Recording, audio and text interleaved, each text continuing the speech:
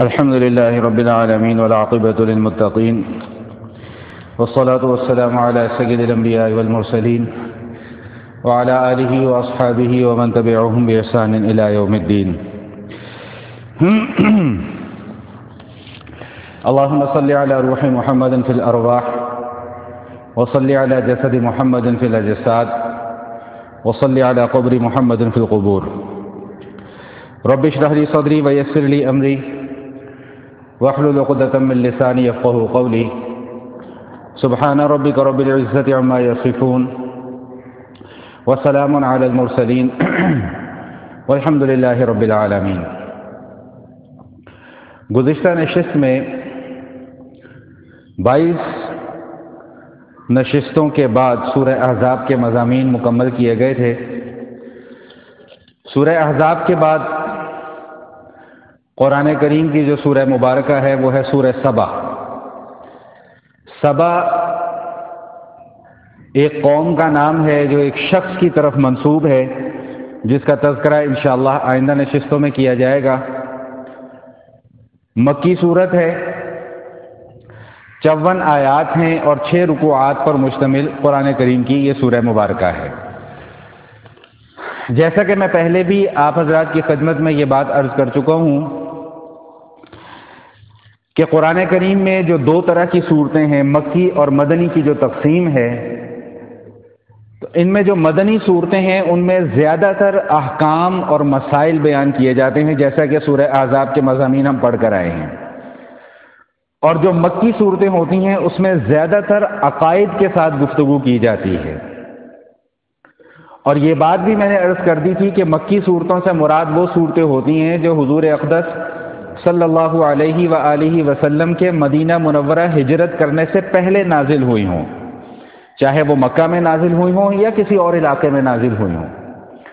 اور مدنی صورتوں سے مراد وہ صورتیں ہوتی ہیں جو حضور اقدس صلی اللہ علیہ وآلہ وسلم کے مدینہ منورہ ہجرت کرنے کے بعد نازل ہوئی ہوں، چاہے کسی بھی جگہ پر نازل ہوئی ہوں، لیکن ان کو کہا مدنی صورتیں جائے گا. تو یہ صورت بھی چونکہ مکی صورت ہے اور اس صورت میں بھی دوسری مکی صورتوں کی طرح عقائد کے ساتھ گفتگو کی گئی ہے. سورہ احزاب کے بالکل آخر میں جو مضمون بیان کیا گیا تھا وہ یہ تھا کہ اللہ جل شانہ نے یہ بات ارشاد فرمائی کہ ہم نے جو احکام، شریعت کے جو احکام کا بوجھ تھا، جو بار تھا، وہ ہم نے پہاڑوں کو کہا کہ بھئی تم یہ بار امانت اپنے ذمہ لے لو. اِنَّا عَرَضْنَا الْأَمَانَةَ عَلَى السَّمَاوَاتِ وَالْأَرْضِ وَالْجِبَالِ، زمینوں کو کہا کہ تم لے لو، آسمانوں کو کہا کہ تم لے لو. تو انہوں نے بڑی عاجزانہ التجا کے ساتھ اللہ سے معذرت کر لی کہ یا اللہ ہم اس بوجھ کو اٹھانے کی صلاحیت نہیں رکھتے. تو پھر اللہ پاک ارشاد فرماتے ہیں کہ انسان نے اس بوجھ کو اٹھا لیا. احکام شریعت کی پابندی اب انسان پر لازم قرار دے دی گئی تا دم مرگ. تو اب جو یہ بار امانت ہے، امانت کا جو بوجھ ہے، اس میں سب سے بڑی امانت توحید کی امانت ہے. توحید کا اقرار کرنے کی امانت ہے کہ ہم اپنے ہر معاملے میں، اپنے ہر معاملے کو اللہ کے سپرد کر دیتے ہیں. کیا مطلب؟ کہ ہم اس بات کو ماننے کو تیار ہیں 100% کہ ہمیں کھلانے والا، ہمیں پلانے والا، ہمیں پیدا کرنے والا، ہمیں موت دینے والا، ہماری دنیاوی زندگی کے نظام کو چلانے والا، ہماری اخروی زندگی کے نظام کو چلانے والا، ہمیں پہنانے والا، ہمیں سلانے والا، ہمیں جگانے والا، ہمیں چلانے والا، ہمیں بٹھانے والا، ہمیں پھرانے والا، سب کا سب صرف ایک ذات کی طرف منسوب ہے اور وہ ہے اللہ جل شانہ. یہ ہے توحید. سیدھا سا مفہوم کہ کائنات کی تخلیق سے لے کر کائنات کے جتنے بھی عوامل ہیں اور کائنات کے اندر جتنی بھی مخلوق ہے اس سب کی اس تمام مخلوق کی تخلیق اور اس تمام مخلوق کی ضروریات کو پورا کرنے والی ذات صرف ایک ہی ہے، اور وہ ہے اللہ جل شانہ ہے۔ یہ توحید کا آسان سا اور سیدھا سادہ سا مفہوم۔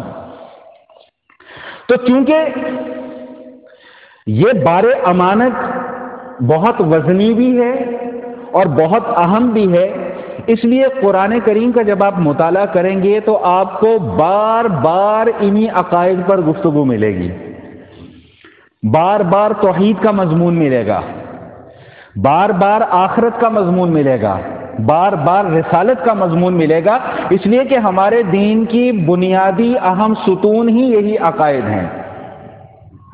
اور میں ہمیشہ اس بات کو سمجھانے کی کوشش بھی کرتا ہوں اور آپ حضرات کی خدمت میں بھی عرض کرتا ہوں کہ یاد رکھیے گا، اس بات کو پلے سے باندھ لیں ہمیشہ ہمیشہ کے لیے کہ آخرت میں نجات کا معیار عقائد ہیں، اعمال نہیں ہیں۔ آخرت میں کامیابی کا دار و مدار درست عقیدے پر ہے، درست عمل پر نہیں ہے۔ عمل کا نمبر تو عقیدے کے بعد آتا ہے۔ عقیدہ درست ہوگا تو اس کے بعد کیے جانے والے اعمال بھی درست تصور کیے جائیں گے، اور اگر خدا نہ خواستہ عقیدہ درست نہیں ہے تو اس کے بعد کیے جانے والے اعمال کی بھی کوئی حیثیت نہیں ہے۔ اس لیے میں ہمیشہ زور اس بات پر دیتا ہوں کہ بھائی اپنا عقیدہ مضبوط رکھیں، اپنا عقیدہ درست رکھیں، اپنا ایمان مضبوط رکھیں، کیونکہ ایمان پر ہی نجات ہے۔ میرے شیخ اکثر اپنی مجلس میں ایک سوال پوچھا کرتے ہیں کہ بھائی دولت کسے کہتے ہیں؟ میں نے پہلے بھی شاید آپ کے سامنے یہ بات بیان کی تھی، تو نیک لوگوں کی باتیں ہیں اس لیے ان کا تذکرہ بھی بار بار ہونا چاہیے۔ تو وہ اکثر حضرت شیخ پوچھا کرتے ہیں اپنی مجلس میں، بھائی دولت کیا ہوتی ہے؟ تو ہر کوئی اپنی سمجھ کے مطابق جواب دیتا ہے کہ جی دولت جو ہے، کوئی کہتا ہے کہ جی اس چیز کا نام ہے جس سے ہماری ضروریات پوری ہوں، کوئی کہتا ہے جی مال کا نام ہے، کوئی کہتا ہے دولت کا نام ہے، کوئی کہتا ہے اولاد کا نام ہے۔ تو حضرت شیخ فرماتے ہیں کہ نہ مال کا نام دولت ہے، نہ اولاد کا نام دولت ہے، بلکہ دولت اس چیز کا نام ہے جو مرنے کے بعد آپ کے کام آئے، اور مرنے کے بعد نہ اولاد کام آتی ہے نہ مال کام آتا ہے۔ مرنے کے بعد کام آنے والی چیز جو ہے وہ ایمان ہے اور اعمال ہیں، پہلے ایمان پھر اعمال۔ اس لیے قرآن کریم میں بارہا عقائد کے ساتھ گفتگو کی جاتی ہے۔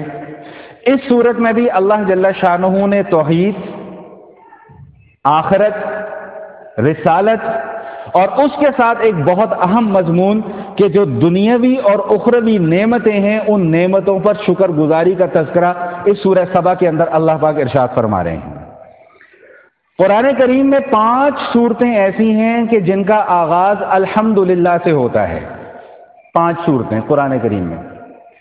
سب سے پہلی صورت سورۃ الفاتحہ، اس کا آغاز بھی کس لفظ سے ہو رہا ہے؟ الحمدللہ۔ دوسری صورت سورۃ الانعام 7ویں پارے میں آتی ہے، اس کا آغاز بھی الحمدللہ۔ تیسری صورت سورۃ الکہف جو 15ویں پارے میں آتی ہے، اس کا آغاز بھی الحمدللہ۔ چوتھی صورت یہ سورہ سبا، اس کا آغاز بھی الحمدللہ۔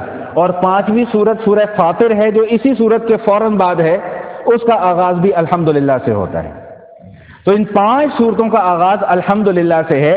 اب سنتے جائیے کہ اس صورت کے اندر اللہ پاک نے مضامین کیا کیا بیان فرمائے ہیں۔ میں کوشش کروں گا کہ اختصار کے ساتھ ان تمام مضامین کا احاطہ آپ کے سامنے کر دیا جائے۔ سب سے پہلی بات تو جو اللہ پاک یہاں پر ارشاد فرما رہے ہیں، الحمدللہ الذی لہ ما فی السماوات وما فی الارض ولہ الحمد فی الآخرہ وہو الحکیم الخبیر، کہ تمام کی تمام تعریفیں اس اللہ کے لیے ہیں جو آسمانوں اور زمینوں کا مالک ہے، اور جو کچھ آسمانوں میں ہے وہ اس کا بھی مالک ہے، اور جو کچھ زمینوں میں ہے وہ اس کا بھی مالک ہے۔ اور اس کی تعریف اور اس کی حمد صرف اس دنیا کی زندگی تک محدود نہیں ہے، بلکہ وَلَهُ الْحَمْدُ فِي الْآخِرَةِ، آخرت میں بھی جا کر اسی ذات کی تعریف ہے، اور وہی لائق تعریف ہے، وہی مستحق تعریف ہے۔ اب دیکھیے ذرا کس خوبصورتی کے ساتھ اللہ پاک ہمیں یہ بات سمجھانا چاہ رہے ہیں کہ جو دنیا کی نعمتیں ہیں، دنیا کی جو نعمتیں دینے والا ہے تمہارے اوپر یہ لازم قرار دے دیا گیا ہے کہ اس نعمتیں دینے والے کی اس دنیا کے اندر بھی شکر گزاری کرو، اور جب آخرت میں جا کر تمہیں نعمتیں ملیں گی تو وہاں پر بھی شکر گزاری کرو۔ بڑے سادے اور آسان الفاظ میں اللہ پاک نے توحید کا مضمون سمجھا دیا اور شرک کی تردید کر دی۔ دنیا میں اگر ہمیں کوئی نعمت دے دے، کوئی احسان ہمارے اوپر کر دے، تو ہم کوشش کرتے ہیں کہ اس کے احسان کا بدلہ چکا دیں۔ جب ہم نے اس کے احسان کا بدلہ چکا دیا تو اس کا قصہ یہیں پر ختم ہو گیا۔ لیکن اللہ تعالیٰ کی دی ہوئی نعمتوں کا یہ معاملہ نہیں ہے۔ اللہ تعالیٰ تو یہ بات ارشاد فرما رہے ہیں کہ اس دنیا میں بھی تمہارے اوپر لازم ہے کہ تم میری نعمتوں کی شکر گزاری کرو، اور آخرت میں بھی جا کر تمہارے اوپر لازم ہوگا کہ میری نعمتوں کی شکر گزاری کرو۔ آخرت میں جب اللہ تعالیٰ کی نعمتیں سامنے آئیں گی تو قرآن یہ کہتا ہے کہ جو اہل ایمان ہوں گے، جو اہل ایمان جنت میں چلے جائیں گے، تو وہ ان کی زبان سے بے ساختہ نکلے گا، الحمدللہ الذی ہدانا لہذا وما کننا لنہتدی لولا ان ہدانا اللہ، کہ تمام کی تمام تعریفیں اس ذات کے لیے ہیں کہ جس نے ہمیں ہدایت کے راستے پر چلایا اور آج اس مقام پر پہنچایا۔ اگر اللہ ہمیں ہدایت نہ دیتا تو ہم آج اس مقام پر بھی نہ پہنچتے۔ یہ کتنا بڑا اللہ تعالیٰ کا انعام ہے۔ دیکھیں، دنیا کو جو بنایا گیا ہے یہ مستقل کوئی جگہ نہیں ہے رہنے کی۔ یہ بات آپ ہر دوسرے واعظ سے سنتے ہیں، ہر دوسرے خطیب سے سنتے ہیں کہ دنیا کی زندگی ہمیشہ ہمیشہ کی نہیں ہے، اور روزانہ اپنی آنکھوں سے مشاہدے بھی کرتے ہیں، سینکڑوں جنازے اپنی آنکھوں سے اٹھتے ہوئے دیکھتے ہیں، کئی سو جنازوں میں ہم خود شرکت بھی کرتے ہیں، اور ہر جنازے پہ ہمیں یہی بات کانوں میں سننے کو ملتی ہے کہ بھائی آج یہ چلا گیا، کل تمہاری باری ہے، کل تم نے بھی جانا ہے۔ تو اصل جو زندگی ہے وہ تو ہے ہی آخرت کی زندگی، اور جو وہاں پر کامیاب ہے وہی اصل کامیاب ہے، جو وہاں پر ناکام ہے وہی حقیقت میں ناکام ہے۔ یہی بات اللہ تعالیٰ اس آیت میں بھی سمجھا رہے ہیں کہ الحمدللہ الذی لہ ما فی السماوات و ما فی الارض ولہ الحمد فی الآخرہ، بھائی آخرت میں بھی جا کر اسی کی حمد ہے۔ تو معلوم یہ ہوا کہ دنیا میں جو لوگ شرک کا راستہ اختیار کرتے ہیں، جو نظر نیاز منتیں اور دوسرے راستے اختیار کر کے شرک کے راستے پر چل رہے ہیں، آخرت میں جا کر ان لوگوں کو کچھ بھی نہیں ملنے والا۔ آخرت میں ان کے ہاتھ بالکل خالی ہوں گے، بالکل صفا، اور اس وقت ان کے لیے سوائے افسوس اور ندامت کے کوئی اور دوسری چیز نہیں ہوگی۔ وَلَهُ الْحَمْدُ فِي الْآخِرَةِ، آخرت میں بھی اللہ ہی کی تعریف ہے، آخرت میں بھی اللہ ہی کی حمد ہے۔ حدیث شریف میں آتا ہے کہ اللہ کے حبیب صلی اللہ تعالی علیہ وآلہ وسلم ارشاد فرماتے ہیں کہ جب اہل ایمان جنت میں چلے جائیں گے تو اللہ تعالیٰ بے ساختہ ان کی زبان پر اللہ کی حمد کو جاری فرما دیں گے۔ جیسے ہم اس دنیا کے اندر سانس لیتے ہیں نا، جو ہماری ضرورت ہے، تو آخرت میں سانس کے بجائے اللہ کی تسبیح نکلے گی، سبحان اللہ، سبحان الملک القدوس، سبحان اللہ والحمد للہ ولا الہ الا اللہ واللہ اکبر۔ ایسی تسبیح ہوگی جو اس دنیا میں ہم نے ویسی تسبیح نہیں کی ہوگی۔ اللہ تعالیٰ وہاں پہ الہام فرمائیں گے اہل جنت کو، اور اہل جنت کی زبان سے بے ساختہ اللہ پاک کی تسبیح جاری ہو جائے گی۔ تو اس لیے ہمیں یہ راستہ بتلا دیا گیا کہ بھائی یہی راستہ ہے، اسی راستے پر چلتے رہو گے تو تمہاری کامیابی ہے۔ جہاں تم ڈی ٹریک ہوگے وہاں پر تمہاری کامیابی کا سفر ختم ہو جائے گا اور ناکامی کے سفر کا آغاز ہو جائے گا۔ اور پھر ایک صفت اللہ تعالیٰ کی بتا دی، وَهُوَ الْحَكِيمُ الْخَبِيرُ، اللہ حکیم بھی ہے اور خبیر بھی ہے۔ حکیم کا مطلب کیا ہے؟ کہ اللہ تعالیٰ کی جتنے بھی امور ہیں اس دنیا کے اندر یا آخرت کے اندر، یا اس دنیا سے پہلے یا اس دنیا کے بعد، ان سب کے اندر کیا کیا راز پوشیدہ ہیں، ان سب کے اندر کیا کیا حکمتیں پوشیدہ ہیں، یہ صرف اللہ ہی جانتے ہیں، اللہ کے سوا کوئی اور نہیں جانتا۔ مجھ پر آپ پر جو اللہ پاک نے پابندیاں لگائی ہیں، بسا اوقات یہ پابندیاں بوجھ محسوس ہوتی ہیں، لیکن ہمیں نہیں پتا کہ ان پابندیوں پر عمل کرنے کی وجہ سے ہم کتنے فائدے میں رہیں گے۔ مجھے حکمت سمجھ میں آتی ہے نہیں آتی ہے، مجھے پابند کر دیا گیا ہے کہ بھئی تم نے اس پابندی کے اوپر عمل کرنا ہے۔ وَهُوَ الْحَكِيمُ الْخَبِيرُ، خبر رکھنے والا ہے، اللہ کو سب پتا ہے کہ کون کس وقت کیا کر رہا ہے، کون رات کی تاریکیوں میں کیا کر رہا ہے، کون دن کے اجالوں میں کیا کر رہا ہے، اللہ سب جانتے ہیں۔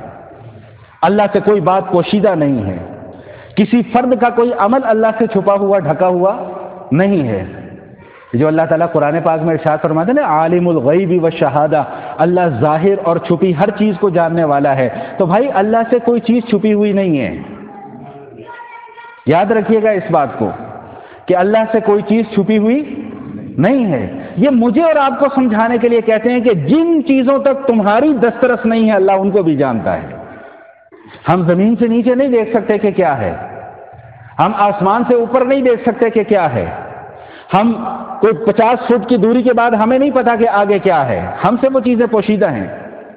ایک آدمی کو اپنے ہاتھوں سے ہم قبر کے اندر دفنا کر آ جاتے ہیں، ہمیں نہیں پتا کہ اس کے بعد اس کے ساتھ کیا ہو رہا ہے. اللہ کہتے ہیں جن چیزوں تک تمہاری رسائی نہیں ہے، تمہاری پہنچ نہیں ہے، تمہاری دسترس نہیں ہے، اللہ ان کو بھی جانتا ہے. اور جن چیزوں تک تمہاری دسترس اور پہنچ ہے اللہ ان کو بھی جانتا ہے. وَهُوَ الْحَكِيمُ الْخَبِيرُ، ہر چیز کو جانتا ہے.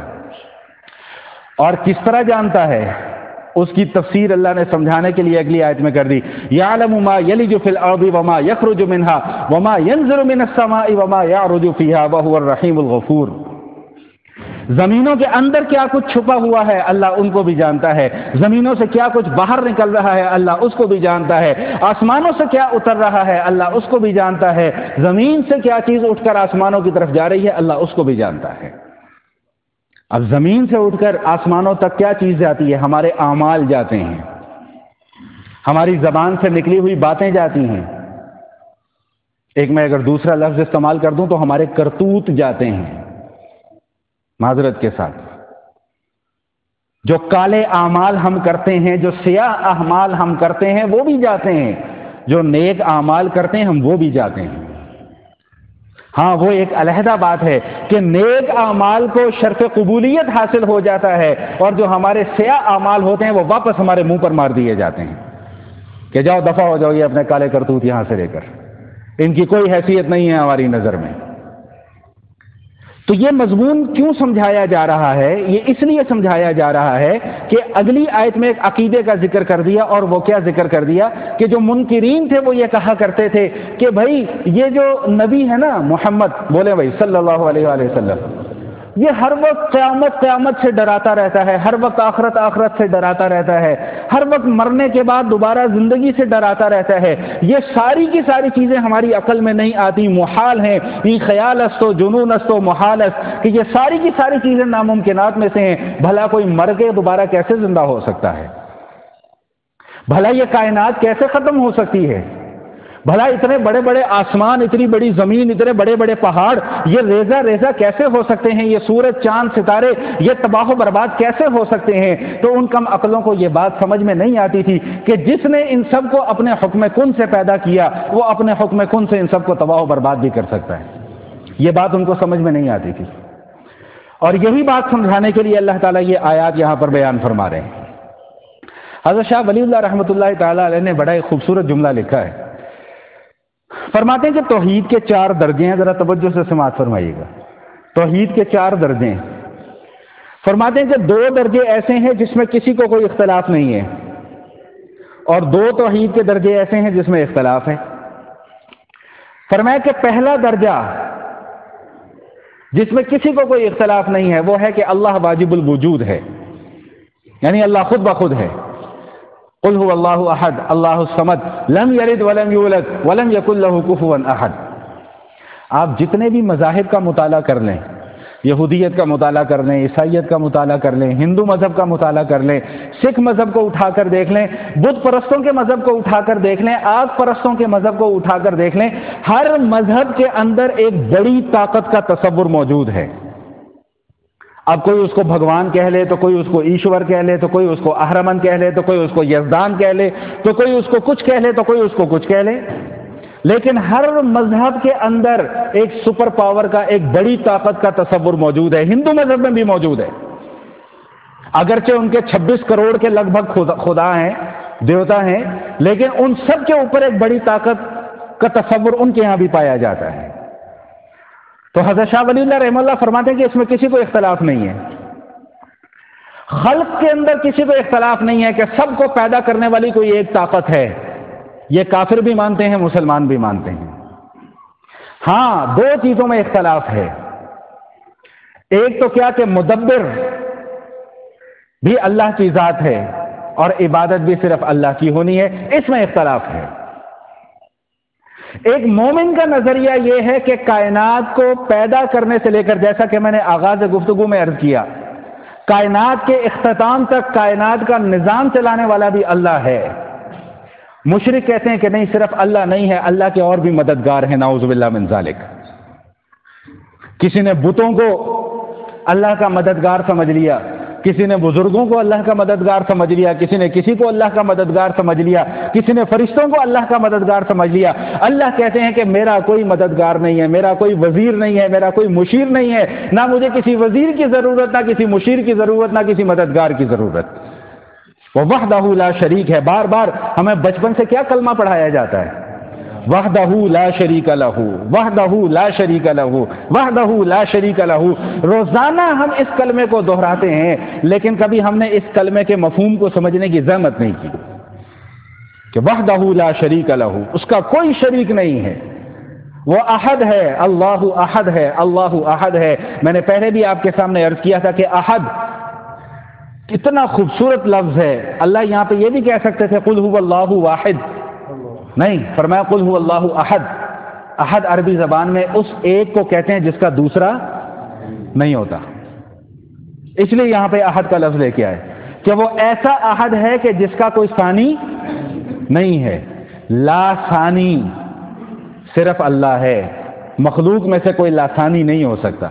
یہ نام ہی غلط ہے، جو لوگ اپنے نام کے ساتھ لکھتے ہیں نا لا ثانی لکھا ہوا دیکھا ہوگا آپ نے اکثر جگہوں کے اوپر، فلاں لا ثانی فلاں، یہ لا ثانی کا لفظ ہی اللہ کے سوا کسی اور کے لیے استعمال کرنا جائز نہیں ہے، کیونکہ لا ثانی کا مطلب کیا ہے؟ جس کا دوسرا کوئی نہیں، اور وہ ذات صرف اللہ وحدہ لا شریک کی ہے، اللہ کے علاوہ کوئی اور ایسا نہیں جس کا دوسرا کوئی نہ ہو۔ کائنات کے اندر جتنی بھی مخلوق ہے، جتنی بھی مخلوق ہے، مجھے کوئی لفظ اس وقت آسان سے نہیں مل رہا، ہر مخلوق کے اندر دوئیت پائی جاتی ہے، جوڑا۔ ہر مخلوق کے اندر، جتنی بھی مخلوق ہے کائنات کی، اس کے اندر جوڑا ہے ہر جگہ پر۔ پھلوں کو اٹھا لیں، پھولوں کو اٹھا لیں، پودوں کو اٹھا لیں، یہ بوٹینک سے جو تعلق رکھنے والے ہیں وہ آپ کو بتائیں گے کہ ان میں پودوں کے اندر بھی نر اور مادہ ہوتی ہے۔ صرف ایک اللہ کی ذات ہے جس کے اندر دوئیت نہیں ہے۔ تو ان کا یہ جو ایک تصور تھا نا کہ جی یہ کیسے ممکن ہے، کیسے مر جائیں گے ہم، کیسے پھر دوبارہ زندہ ہوں گے، کیسے قیامت آئے گی، کیسے یہ سب کچھ ختم ہو جائے گا، کیسے پھر دوبارہ اللہ سب کو اٹھا کر کھڑا کر دیں گے۔ تو اللہ تعالیٰ نے یہاں پر جواب دے دیا کہ اللہ تعالیٰ سے کوئی چیز بھی پوشیدہ نہیں ہے، ذرۃ، ایک ذرہ بھی اللہ سے پوشیدہ نہیں ہے۔ عربی زبان میں ذرہ کہتے ہیں چونٹی کو۔ اب اس وقت میرا خیال ہے کہ چونٹی سے چھوٹی اور کوئی مخلوق نہیں ہے۔ ہاں، یہ ایک نئی مصیبت آ گئی، کورونا، جو نظر بھی نہیں آتی، یہ بھی اللہ کی مخلوق ہے۔ وہ قرآن میں آتا ہے نا وَمَا يَعْلَمُ جُنُودَ رَبِّكَ إِلَّا هُوَ، کہ اللہ کے لشکروں کو صرف اللہ ہی جانتا ہے کہ اللہ کے لشکر کون کون سے ہیں، کتنے ہیں۔ یہ بھی اللہ کے لشکروں میں سے ایک لشکر ہے جو ہمارے کالے کرتوتوں کی وجہ سے ہم پر مسلط کر دیا گیا۔ دعا کریں کہ اللہ اس سے ہماری جان چھڑا دے اور ہمارے گناہوں کو معاف فرما دے اللہ تعالیٰ۔ لیکن ہے یہ اللہ کے لشکروں میں سے ایک لشکر، غیر مرئی مخلوق ہے جس نے پوری دنیا کے نظام کو تباہ و برباد کر کے رکھ دیا، جس نے پوری دنیا کو ہلا کر رکھ دیا اور یہ سوچنے پر مجبور کر دیا ہے کہ ہاں ابھی بھی سمجھ لو کہ ایک ایسی طاقت ہے جو اس سارے نظام کو کسی بھی وقت کچھ بھی کر سکتی ہے۔ اللہ ہمیں قیامت کی طرف لے کر جا رہے ہیں، ابھی اگلی آیات میں آ رہا ہے، اللہ ہمیں قیامت کی طرف لے کر جا رہے ہیں کہ بھائی اللہ کے ایک حکم سے ایک وقت میں لاکھوں لوگ موت کا شکار ہو سکتے ہیں۔ تو ذرا تصور کر لو کہ اللہ کے ایک حکم سے اس پوری کی پوری کائنات کا نظام بھی تباہ و برباد ہو سکتا ہے۔ اللہ ہمیں سمجھانا چاہ رہے ہیں، لیکن ہم ایسے ہٹ دھرم ہو چکے ہیں کہ ہم سمجھنے کو تیار نہیں ہیں۔ ابھی بھی وہ فون، ہم نے کورونا پر قابو پا لیا، لا حول ولا قوت الا باللہ۔ تمہاری اوقات کیا ہے کورونا پر قابو پانے کی؟ اللہ کا شکر ادا کرو، بڑا بول مت بولو۔ اللہ کا شکر ادا کرو کہ اللہ نے اس نقصان سے بچایا ہے جو باقی ممالک کے اندر ہو رہا ہے۔ ابھی بھی اللہ کا شکر ادا کرو کہ اللہ نے اس کیفیت سے ہم سب کو محفوظ کیا ہوا ہے۔ ہم نے کورونا پر قابو پا لیا۔ بھائی تم نے کیسے قابو پا لیا؟ اللہ کی رحمت ہوئی تو تم لوگ بچ گئے۔ جہاں پر اللہ کی رحمت نہیں ہوئی ان لوگوں سے جا کر پوچھیں کہ ان کا کیا حال ہوا ہے۔ فاقوں کی نوبت آ گئی ہے لوگوں کے پاس، کھانے کو روٹی نہیں مل رہی ہے، کمانے کے لیے کاروبار نہیں ہے۔ ہم اللہ کا شکر ہے ابھی بھی بہت سوکھے ہیں، بہت سہولت کے اندر ہیں، بہت آسانی پر ہیں۔ اس پر اللہ کا شکر ادا کریں، اپنی بڑائی کا اظہار نہ کریں کہ ہم نے یوں کر دیا اور ہم نے یہ کر دیا۔ ہم کون ہوتے ہیں کچھ کرنے والے؟ اگر ہمارے اندر اتنی طاقت تھی تو کورونا کو آنے سے پہلے روک کر دکھا دیتے نا۔ پھر تو یہ بڑا بول مت بولو، اس سورت کا آغاز اسی مضمون سے ہو رہا ہے، الحمدللہ، تمام کی تمام تعریفیں اللہ کے لیے ہیں۔ وہی سب کچھ کرنے والا ہے، وہی بیماری بھیجنے والا ہے، وہی بیماری کو دور کرنے والا ہے، وہی آفت بھیجنے والا ہے، وہی آفات سے بچانے والا ہے، وہی پریشانی بھیجنے والا ہے، وہی پریشانیوں سے نکالنے والا ہے۔ اس کے علاوہ اور کسی ہستی کے اندر اتنی طاقت نہیں ہے کہ وہ کسی بیمار کو صحت دے دے۔ حضرت ابراہیم علیہ السلام اللہ کی بارگاہ میں کیا التجا کرتے ہیں؟ وَإِذَا مَرِضْتُ فَهُوَ يَشْفِينِ، جب میں بیمار ہوتا ہوں تو مجھے شفا کون دیتا ہے؟ وہ کیا آگے کیا آیت ہے؟ وَإِذَا مَرِضْتُ وَالَّذِي يُمِيتُنِي ثُمَّ يُحْيِينِ، وہی ہے جو مجھے مارے گا بھی اور وہی ہے جو مجھے دوبارہ زندہ کرے گا۔ تو یہ جو کفار کہا کرتے تھے نا کہ کیا ہے جی، کب کیسے آئے گی جی قیامت، کوئی قیامت شیامت نہیں آنی جی، کیسے مرنے کے بعد دوبارہ زندہ ہوں گے؟ تو اللہ تعالیٰ ارشاد فرما رہے ہیں کہ ایسے زندہ ہوں گے کہ اللہ کے علم میں ہر چیز پہلے سے موجود ہے۔ میں بتا رہا تھا کہ ذرہ کا لفظ آیا یہاں پر، ذرہ کہتے ہیں چیونٹی کو، اور عربی لغت میں ذرہ کا ایک معنی اور بھی لکھا ہوا ہے، بڑا دلچسپ، آپ کو بتاؤں گا انشاءاللہ، آپ کو بڑا مزہ آئے گا۔ یہ جو بسا اوقات ہوتا ہے نا، ایک بند کمرہ ہے، اس میں ایک چھوٹا سا روشن دان کھلا ہوا ہے یا چھوٹا سا کوئی سوراخ ہے، وہاں سے ایک روشنی کی ایک کرن آتی ہے، اور اس روشنی کی کرن میں آپ کو دیکھیں تو وہ چھوٹے چھوٹے ذرات اڑتے ہوئے نظر آتے ہیں، اس کو بھی ذرہ بولتے ہیں عربی زبان میں۔ تو اللہ تعالیٰ بتانا یہ چاہ رہے ہیں کہ اس روشنی کی کرن میں جو موجود ذرات ہیں وہ بھی اللہ کی نظر سے، اللہ کے علم سے پوشیدہ نہیں ہے۔ ایک چھوٹی سی مخلوق چینٹی، وہ بھی اللہ کی نظر سے پوشیدہ نہیں ہے، تو تم اتنے بڑے بڑے 6 فٹ کے انسان اللہ کی نظر سے کیسے پوشیدہ ہو سکتے ہو؟ 6 ساڑھے 6 فٹ کا وجود تمہارا اللہ کی نظر سے کیسے پوشیدہ ہو سکتا ہے؟ وہ آنے واحد میں آپ کو عقیدہ آپ کا سمجھا رہا ہوں کہ مسلمان کا عقیدہ کیا ہونا چاہیے، اللہ کرے کہ میری بات سمجھ میں آ جائے۔ آنے واحد میں کل مخلوق کے ہر فرد کی بات کو سنتا بھی ہے، سمجھتا بھی ہے، اور اس کی ضرورت کو بھی پورا کرتا ہے۔ 7 ارب انسان اگر اس وقت دنیا میں موجود ہیں تو 7 ارب انسانوں کی ضرورت بھی اللہ ہی پوری کر رہا ہے، سورج کی ضرورت بھی ساتھ ساتھ اللہ پوری کر رہا ہے، انسانوں کے علاوہ جو دیگر مخلوقات ہیں اللہ ان سب کی ضرورت کو بھی پوری کر رہا ہے۔ آنے واحد میں اللہ کو نہ سوچنے کی ضرورت پڑتی ہے، نہ سوچنے کی زحمت اس کو اٹھانی پڑتی ہے، نہ اس کو کسی کا انتظار کرنا پڑتا ہے بات سننے کے لیے کہ بھئی پہلے میں اس کی بات سن لوں بعد میں اس کی بات سنوں گا۔ نہ، اللہ آنے واحد میں کل مخلوق کی سنتا بھی ہے، کل مخلوق کی حاجات کو بھی پورا کرتا ہے۔ یہ ہے ایک مسلمان کا عقیدہ جو قرآن ہمیں بار بار سمجھاتا ہے۔ ہائے افسوس ہے مسلمان کہ تو اپنے اس عقیدے کو چھوڑ کر کس راستے پر چل پڑا؟ تم مخلوق کے در پر جا کر ٹھوکریں کھانے لگا، مخلوق کے در پر جا کر ماتھے ٹیکنے لگا۔ پھر اللہ تعالیٰ کی طرف سے اعلان کیا ہوا کہ ٹھیک ہے کہ جس کے در پر جا کر ماتھا ٹیکتے ہو تو جاؤ اپنی ضروریات بھی اسی سے پوری کروا لو، نہیں ہوگی کوئی ضرورت پوری۔ وہ کسی جگہ پر میں نے ایک جملہ پڑھا تھا، بڑا خوبصورت جملہ، کہتے ہیں غیروں سے مانگا کچھ نہ ملا ذلت ملی، اللہ سے مانگا سب کچھ ملا عزت ملی۔ اے مانگنے والے مانگ اسی سے جو دیتا ہے خوشی سے، پھر کہتا نہیں کسی سے۔ آج کسی کے در پر جا کر ماتھا ٹیکتے ہیں نا تو 4 دن بعد فرمائشیں آنا شروع ہو جاتی ہیں، او جی پراڈو دی گڈی، وہ پراڈو چاہیے جی ذرا، ہے جی وہ ایک بکرا تے لے کے آؤ صدقے دا، تسی نہیں لیا سکتے، یہ ضروریات اسی تہاڈی پوری کر دیندے ہاں۔ وہ علاج چ بڑے پیسے خرچ ہو جاندے نے، فلاں چیزاں لگدیاں نے، میری پنجابی تھوڑی کمزور ہے بھائی، کوئی لفظ آگے پیچھے ہو جائے تو معذرت، فلاں چیزاں لگدیاں نے، انج ہوندا ہے تے اونج ہوندا ہے، او تسی کتھوں کرو گے؟ مینوں 20,000 روپیہ دے دو میں تہاڈے کم کر دینا۔ لا حول ولا قوت الا باللہ۔ اتنا عقیدہ ہمارا کمزور کر دیا گیا، اتنا عقیدہ ہمارا کل یہ مولوی صاحب مجھے بتا رہے تھے کہ ان کے علاقے میں، اپنے علاقے کی بتا رہے تھے، ان کے علاقے میں کوئی مزار ٹائپ بنی ہوئی تھی کوئی جگہ، تو وہ بعد میں کوئی ان کا جانشین آیا، اس نے کہا یار عورتیں آتی ہیں شرک کرتی ہیں، مرد آتے ہیں شرک کرتے ہیں، اس اللہ کے بندے نے وہ مزار مزور ہٹوا دیا اور اس شرک کے راستے کو بند کرنے کی کوشش کی، الٹا اسی کو پولیس اٹھا کے لے گئی۔ وہ اتنا ہمارا ذہن سازی ہماری کر دی گئی ہے کہ بھائی اللہ سے نہیں ہوگا، ادھر سے ملے گا تمہیں، لا حول ولا قوت الا باللہ۔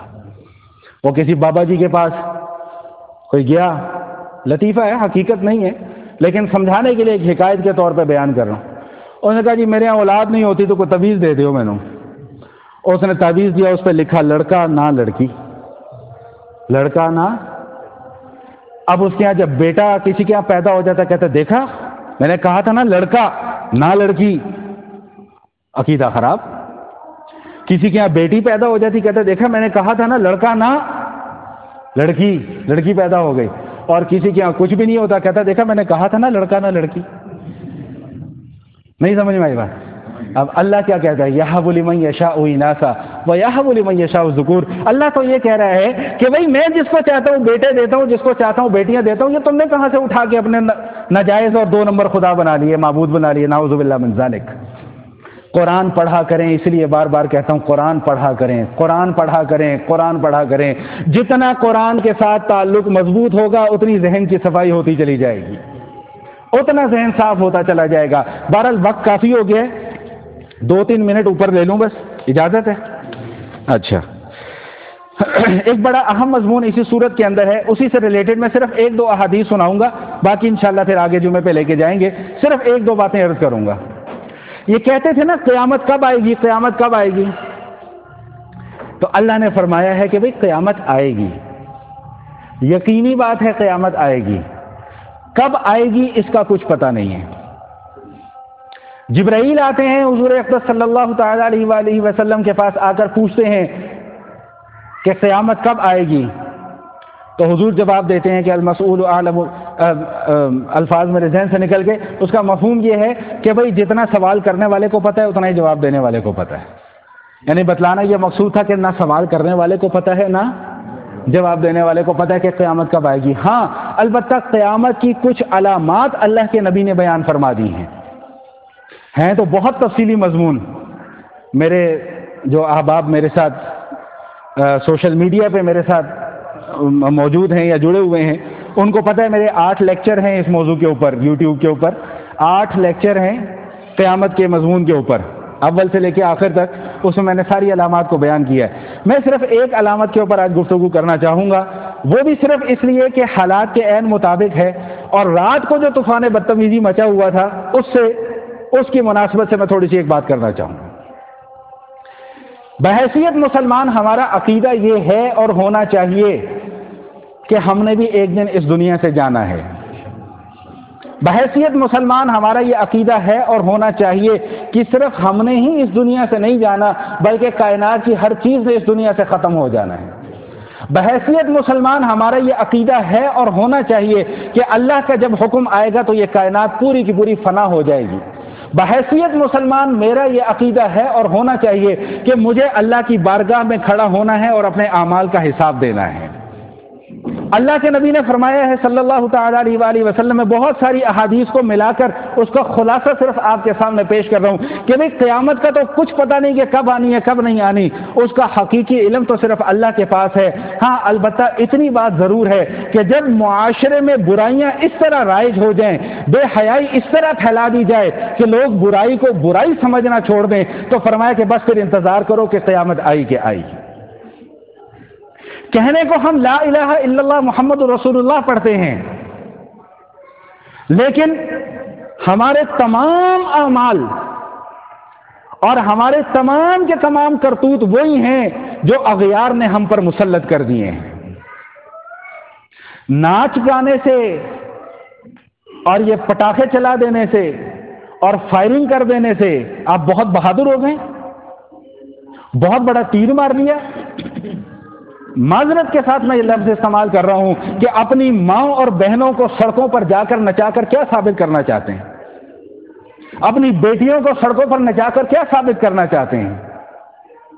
اتنے اگر ہم باغیرت ہیں، ہمیں یہ لفظ بڑا برا لگتا ہے نا کہ اگر کوئی کسی کو کہتے نا بے غیرت، تو ہم اٹھ کے کھڑے ہو جاتے، تیری ایسی کی تیسی، تو نے مجھے یہ لفظ کیوں کہا؟ تو جب تم دوسروں کی بہنوں اور بیٹیوں کے ساتھ اکھ مٹکا کر رہے ہوتے ہو، اس وقت تمہاری غیرت کہاں چلی جاتی ہے؟ اس وقت تمہاری غیرت گھاس چرنے چلی جاتی ہے۔ آپ لوگوں کو نہیں کہہ رہا، میں ایک جنرل ایک معاشرے کی بات کر رہا ہوں۔ یہ رات بھر جو طوفان بدتمیزی مچا رہا ہے، جو آتش بازی اور فائرنگ اور ہلڑ بازی ہوتی رہی ہے، جو منچلوں کا ناچ سڑکوں پر ہوتا رہا ہے، کیا ہم اب بھی سمجھ نہیں پا رہے ہیں کہ اللہ ہمیں کیا سمجھانا چاہ رہے ہیں اور ہم کس طرف جا رہے ہیں؟ کیا اب بھی ہماری عقل کے پردے نہیں کھل رہے ہیں کہ ایک ایسی دیکھی مخلوق جس نے پوری دنیا کو نچا کر رکھ دیا ہے، اللہ ہمیں کیا سمجھانا چاہ رہے ہیں اور ہم اب بھی سمجھنے کو تیار نہیں ہیں؟ یہ موبائل کی نحوست، یہ ٹک ٹاک کی نحوست، یہ انسٹاگرام کی نحوست، کتنی نحوستیں ہم اپنے اوپر مزید اور مسلط کرنا چاہتے ہیں۔ اللہ کے نبی صلی اللہ علیہ وسلم ارشاد فرماتے کہ جب معاشرے کے اندر شرابیں کھلم کھلا پی جانے لگیں، زنا سر عام ہونا لگے، تو پھر اللہ کے حبیب صلی اللہ علیہ وسلم نے فرمایا کہ بھائی بس پھر انتظار کرو، سرخ آندھیاں آئیں گی، بس پھر انتظار کرو کہ زلزلے آئیں گے، بس پھر انتظار کرو کہ تم لوگوں کو زمین کے اندر دھسا دیا جائے گا جس طرح قارون کو زمین کے اندر دھسا دیا گیا تھا۔ الامان الحفیظ، الامان الحفیظ۔ 11:59 پر پیغام آ رہے ہیں کہ جی معاف کر دیں یا اللہ، ہمیں معاف کر دے یا اللہ، ہمارا آئندہ سال اچھا ہو جائے یا اللہ، ہم یوں گزاریں گے۔ اور ٹھیک 12 بجے وہ طوفان بدتمیزی مچایا جاتا ہے۔ کہاں 1 منٹ بعد ہماری مسلمانیت چلی جاتی ہے؟ کیا 1 منٹ کے مسلمان ہیں ہم لوگ؟ کیا چند لمحوں کے مسلمان ہیں ہم لوگ؟ کیا چند سیکنڈوں کے مسلمان ہیں ہم لوگ؟ معذرت کے ساتھ اگر اسی کا نام مسلمانیت ہے تو بھائی پھر اپنے ایمان کی خیر منائیے، اپنے اعمال کی خیر منائیے۔ کل کلاں کو اللہ کا کوڑا برسے تو پھر کسی سے گلہ مت کرنا۔ اقول قولی ھذا نستغفر اللہ من کل ذنب ونتوب الیہ۔